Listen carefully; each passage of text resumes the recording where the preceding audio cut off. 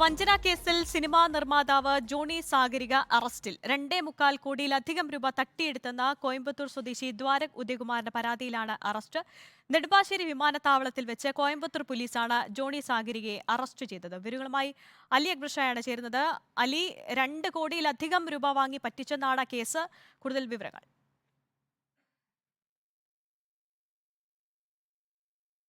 ആര്യ, സാമ്പത്തിക തട്ടിപ്പ് നടത്തിയ കേസിലാണ് ഇപ്പോൾ സിനിമാ നിർമ്മാതാവായ ഇരിക്കുന്നത്. സിനിമ എടുക്കാനായി 2.75 കോടി രൂപ, 2,75,00,000 രൂപ ഒരാളിൽ നിന്നും തട്ടിയെടുത്തതുമായി ബന്ധപ്പെട്ടുള്ള പരാതിയിലാണ് ഇപ്പോൾ അറസ്റ്റ് ഉണ്ടായിരിക്കുന്നത്. കോയമ്പത്തൂരിലാണ് ഈ കേസ് രജിസ്റ്റർ ചെയ്തിരിക്കുന്നത്.